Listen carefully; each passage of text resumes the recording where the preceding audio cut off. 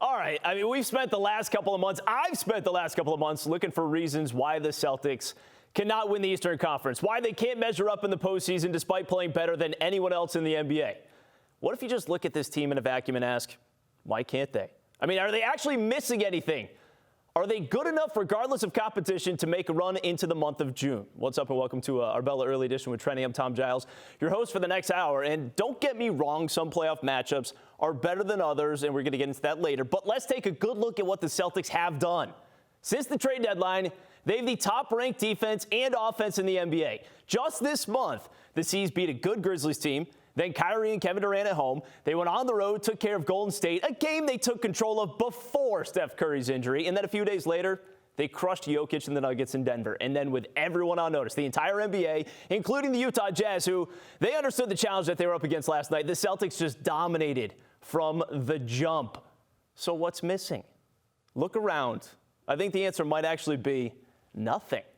All right, let's get into it now. And we got Chris Forsberg and Cedric Maxwell as well here on our Bella Early Edition. Come on, Chris, you're in here. Max, I'm going to start with you. Then you heard Michael Hawley off the jump there saying the Celtics are going to the NBA Finals. Are you prepared to point into the camera and say the Celtics are going to the NBA Finals? I'm not prepared yet. I think this is a good team. I think they're playing well. Here's the thing I believe with them. They don't have any weaknesses. When it comes to everybody said, well, they don't have a bench. Well, they're going 9 deep.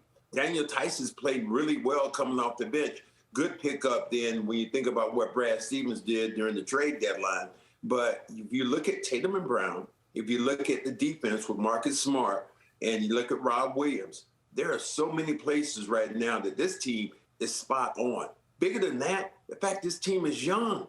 This is the crazy thing. Your two most dynamic players are in their low 20s. So that's what's crazy about it. So, Max, let me follow up on that. You say you're not ready yet to say that they're going to the NBA Finals. They have no weaknesses. So what's the holdup for you? Is it matchups? Is it competition? I am exactly what Brown said. Don't get so caught up into, hey, we're going to this team was just on the bottom. But now they've risen. They've played well.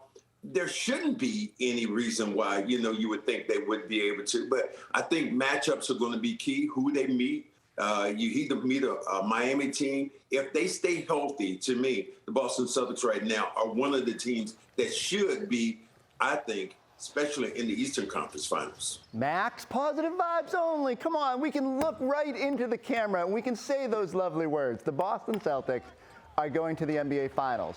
And then I'll add the words, if they continue to play the way they have recently. Because right now, it is as close to perfect basketball as I've seen from this team, and it's completely unfathomable 10 weeks ago, the way they are moving the ball offensively. I wanted a slight bump up on the offensive end to make me feel a little bit better.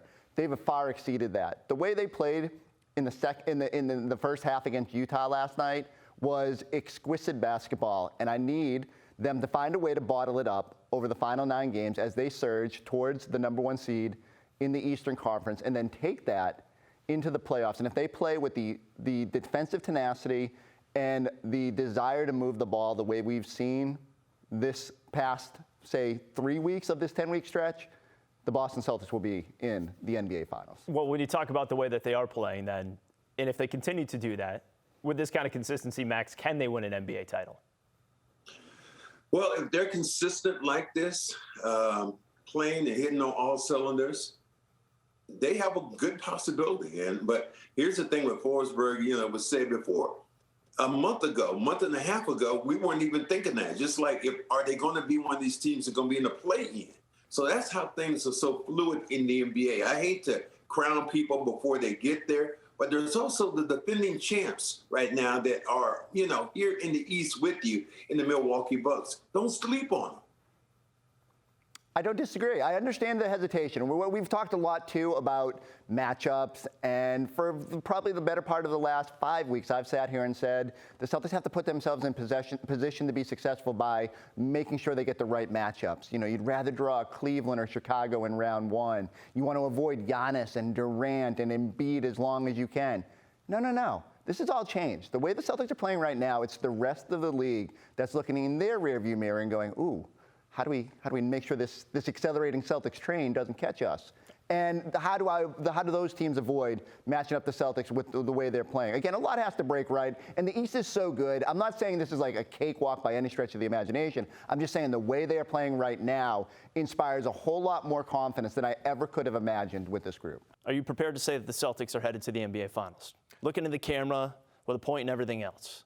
I'm prepared to say right now that if the Celtics continue to play this way, they will go to the NBA Finals. I just look at this team, and they are a team that have embraced their roles. They are the most efficient team in basketball since the new year started. So we're going on almost 3 months of evidence that the Celtics are an elite basketball team right now. And I'm trying to find reasons why I shouldn't believe that they can go as far as they can go. I'm looking at other teams in the East, and they're not necessarily firing on all cylinders. They're not necessarily scaring me right now. But, Max, I come back to how much of this is sustainable. And I can't come up with all that much that they're doing right now that I don't think they'll be able to do in the postseason. There is one thing, but I'm going to hold off on that for now. I want to hear from you. Is there anything that they are doing right now that you feel like just is not possible come the playoffs? There's nothing I see that they can't do during the playoffs. I think maybe the offense, slows down a little bit because defense in the playoffs are going to be a little bit tighter. But Tatum, Brown, getting where they want to go, Marcus Smart controlling the initial point of attack, Rob Williams blocking shots. I just think there's so many good things. Pritchard has been unreal coming off the bench, shooting jump shots. White. And then you have the coaching, but their defense has been so solid. And we're not even talking about Al Horford, who's been solid. So I don't see, I'm like every other New England person right now.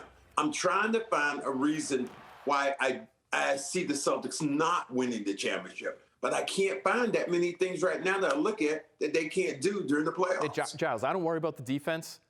I do worry, like Peyton Pritchard's not going to continue to be perfect from three-point land. Yeah. I understand that.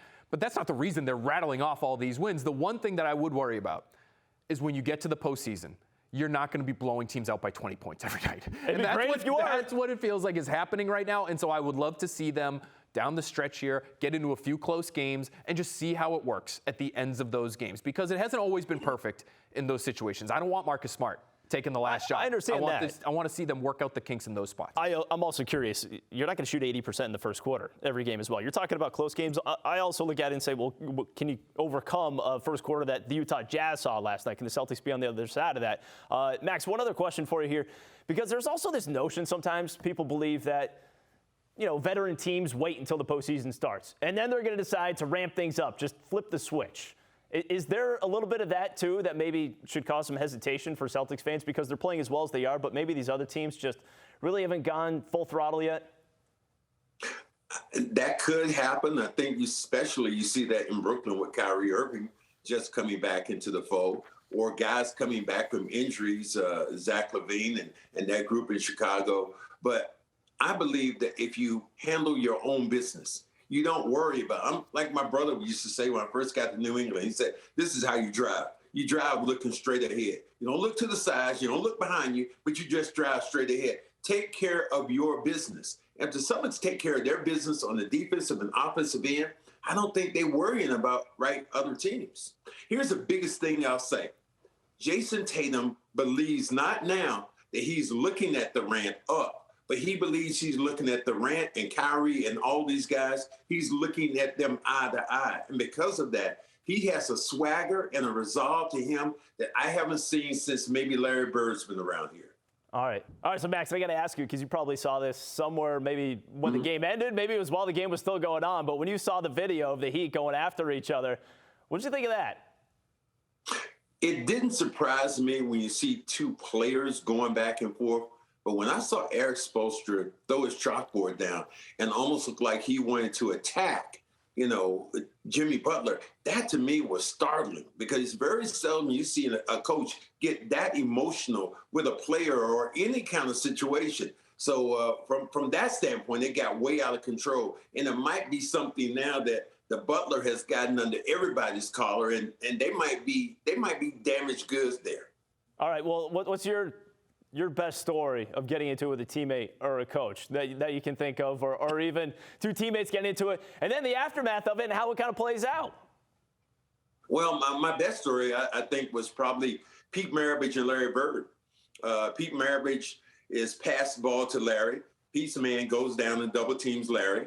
Larry puts up a tough shot, and timeout's called, and we come to the timeout, and Pete Maravich looks over, and Larry says, Larry, they're double teaming you, man. You can't force up those kind of shots. And Larry looks up and goes, if you were any damn good, they wouldn't be double teaming me. This is one Hall of Famer to another one.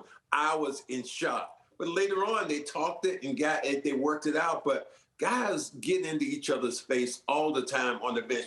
It's not as public as that was, but you will see that all the time with players, especially if you're competitive. I feel like this could go one of two ways if you're the Heat, right? This could just be the Yes. first crack that we're all seeing, and it leads to disaster the rest of the way, or it just allows everybody to get their feelings out there. We've seen this with the Celtics the last couple of years at some different points, and maybe those rocky moments that the Celtics have led them to this place now where it's kumbaya and everybody's getting superhero nicknames. And don't get me wrong, I would rather have that, right? I would rather have what the Celtics have right now. That to me feels like what the Patriots had in 2016 or what the Red Sox had in 2004 or 2013, where you have these atmospheres and these cultures where it just feels like everyone has a bona fide love for one another. Whereas here, you've got some fissures to fix here. And so maybe they do get fixed, and maybe that helps the Heat the rest of the way. But I'd much rather have these guys goofing around and laughing down the stretch as opposed to the other way around, Giles. It's just weird, though. I come out of this and I hear Expulstra after the game, and I think, you know what? Is this going to be the galvanizing moment for the Miami Heat, who are still atop the Eastern Conference, but is this a galvanizing moment for them? Are they doing this at the perfect time, Max, where they just decide, okay, let's air this all out, and that way we can get back together, come closer together, and then make a run? Because I think Miami, honestly, we don't talk about them enough as far as how scary they are for a team that can make a deep run. I think that you are so right in so many ways when you think about how these teams play. And you look at Miami, and it is scary. You think how Fisher is. You think about all the things that they have: shooters, they have rebounders. But the thing I like about that was the fact that you said it was a bubble that needed to explode.